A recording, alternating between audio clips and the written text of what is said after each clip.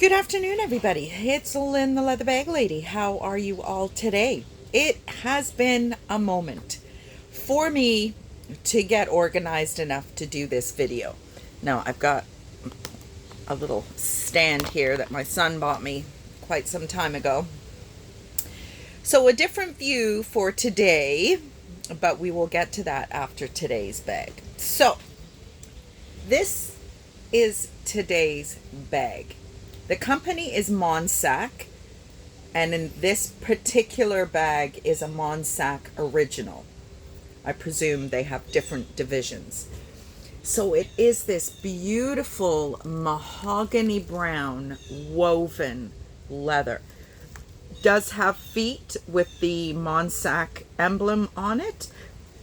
As I say often, that is a sign of quality, because that is an extra step, that is an extra expense. It is a shoulder bag. It has a fabulous interior. Now, actually, before I get into the interior, there is a tiny, you can't even really see it, there's a tiny little bit of corner wear. Now, when I say corner wear, the leather is not disturbed at all. Basically, all it is a little bit of the color has lightened, just kind of in the touch points. And there are, yeah, this side as well. Just a little bit there you can see, and a little bit there. So this bag would benefit from ongoing moisturizing. It is just such a great bag. Now, I've Googled this company a little bit. Don't know too much about it. I do believe they're made in Italy, or at least I read that on one of the purse blogs. So this is just information I found out online. I've aged this bag as a Y2K because it does have a very small phone pouch, and these pouches are leather edged. Again, a sign of quality. And all, I don't know if you can see it, but all the lining is monogrammed. You can't really see it from the angle I've got here, but in the pictures on the listing you'll be able to see it. So it has a leather edged zipper pocket, your Monsac original branding. You do have a little key doohickey.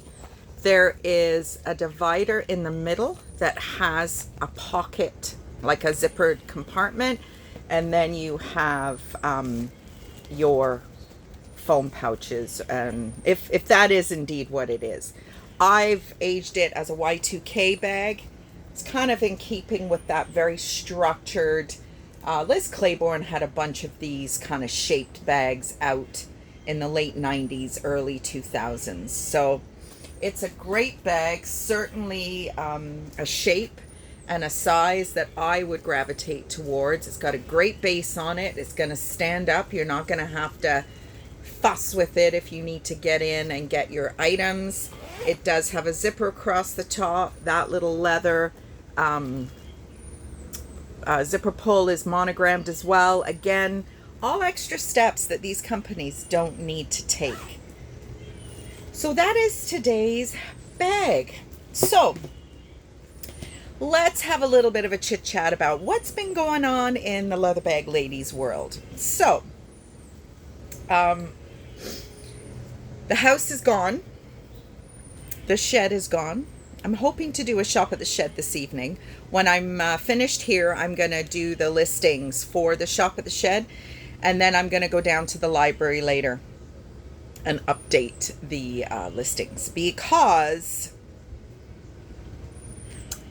now if I stand it up that way, I'm actually looking at you as opposed to looking away, because I'm noticing that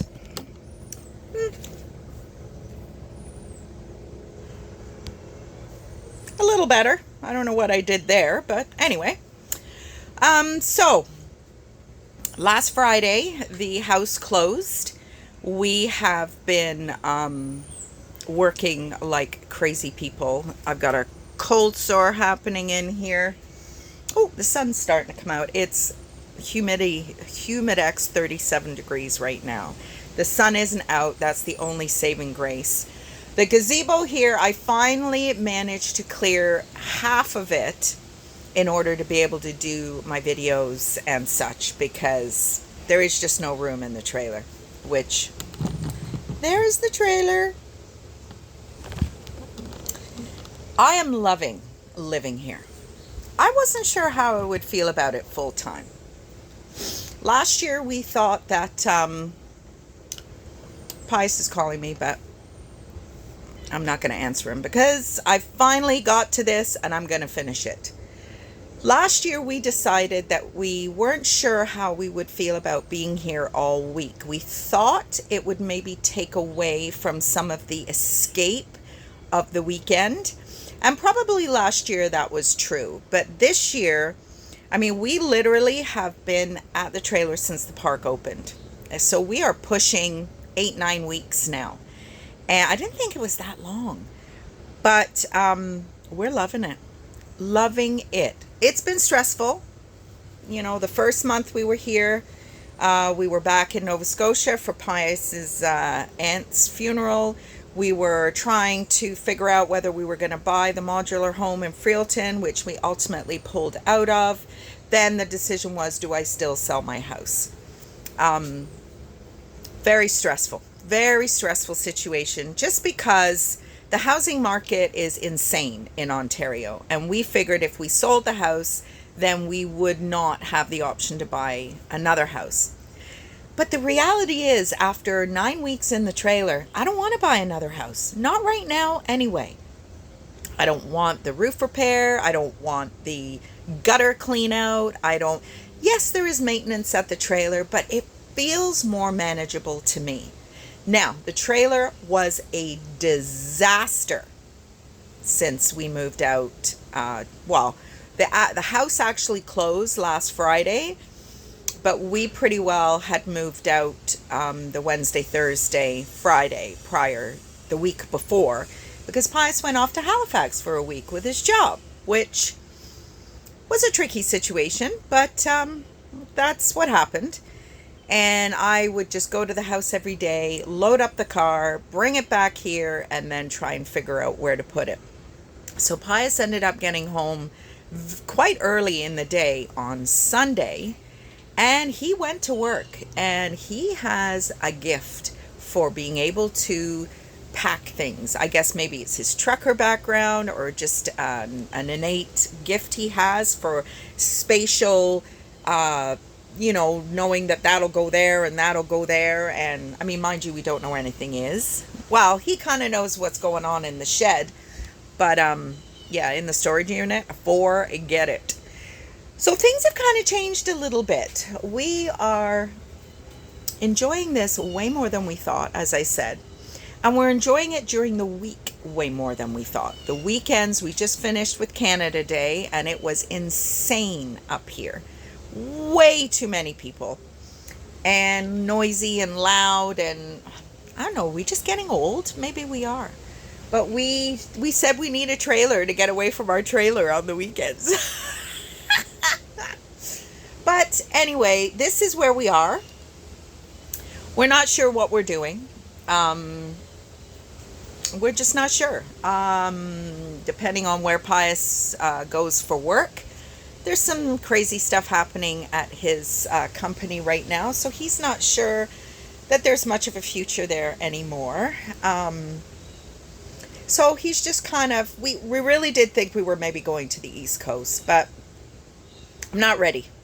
I'm not ready to leave my family. I'm not ready to buy another house, because this option is really not available in the East Coast. The weather is too severe in the spring and fall months. Like you are in winter way earlier there in the fall, and you are chasing spring for way longer. I think I called a park, and their season is May 24th until Labor Day. Well, that doesn't make sense. I mean, we're actually looking at trying to find an extended stay park where we can stay 8 or 9 months. And then we just have to find somewhere for, 3 or 4 months out of the year, which is a lot easier. Well, I don't know.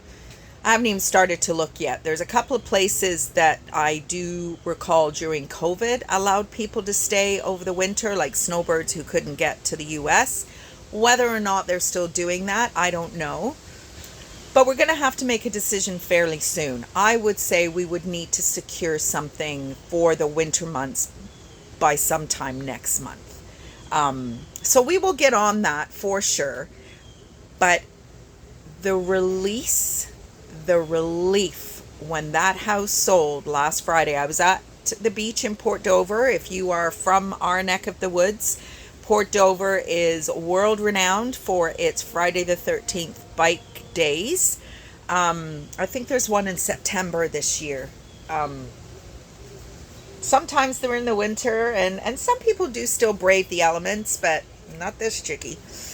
So I was on the beach with my girlfriend Pamela on Friday, and we went to had lunch at Callahan's, which is like a pub bar right on the beach. And we were sitting outside having a salad. I had a Greek salad and mermaid water. Oh my goodness me. If you've not tried mermaid water, please do. I've never had it before. It's fantastic. Lots of alcohol, but fantastic. And I looked at my bank account and the money had gone in. And it was fairly early in the day because they didn't have a house to sell. They're first-time home buyers. I didn't have a house to buy. So there was no chain, which is a very, very unusual situation. So that sale went through pretty quickly on that Friday. And I kind of thought it would, which is why I didn't go back to the house on Friday to do anything, because I knew that chances are it was going to close quite quickly. We are exhausted. We are overwhelmed just with the exhaustion. Pius is working today. He just left. It is, he left about 45 minutes ago. He's doing a late shift today. And it was nice. We got to do a few bits and pieces this morning. But then, it's 2 o'clock and normally he would be coming home in 3 or 4 hours as opposed to heading out. So, But it's been a ride. It really, really has been a ride. I did not think I would feel the sense of calm from selling my house. Now, talk to me in a few months when we can't find somewhere to live in the winter. But I'm sure we'll be fine. And just trying to decide what we want to do. I got a little bit of money behind my back now and making sure that I do the right thing with it. Never been in that position before. Wanting to put it somewhere where it's going to actually work for me. And, having appointments with the bank and different people. So just trying to educate myself a little bit in that regard. And just realizing that money saved is a bit of a false sense of security because of the amount of tax that you have to pay on it. Property being a very, very good way to have a tax-free investment. But I don't want another property. I don't know if that will change in years to come. I really, really, really don't know.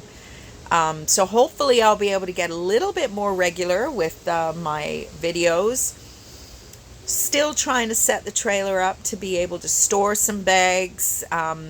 Still have the storage unit paid for another month yesterday. And we're going to have to figure something like that out because we were only, going to have it for, a few months. I don't want another situation like the last storage unit where I ended up with one for 3 years. Now, if the reality is I have to have a storage unit for the bags, it'll be like a 5x8 or something very small that is reasonably priced and is built into the expenses that I allocate for my business during the monthly cost of running a business. Thinking about maybe going back to work part-time. Not sure. Just everything is just kind of up in the air right now, even though, you know, my business is now in its third year of tax returns. On paper, I still don't make any money. I mean, God forbid anything happened to Pius, I'm still not worthy on paper of, you know, any credit or anything like that. So, you know, that's not, it doesn't give me a lot of confidence. So I'm not sure. I'm not sure what I want to do. And that is about it. So, like I said, it's been a minute. The mosquitoes are eating me alive. Not at this moment, but last night we had a fire and I burned a fistful of utility bills, bank statements, credit card statements from 2013, 2015. So that was interesting. And yeah, just give you a little panorama. So we do have an outside sink. Barbecue are some of our neighbors. This trailer, oh, you can't really see it, but we've got a great spot here. The driveway, and we're on a dead end, so that is a dead end street. And the driveway is a pain in the butt. The little car is off. Oh, my mom's calling me now. The little car is off getting fixed. I'm not sure how long that's going to take. But anyway, everybody, I'm back. Hopefully a little bit more regularly than before. And we can kind of pick up where we left off. Hope you're all doing well. And I will talk to you hopefully tomorrow. Bye, everybody.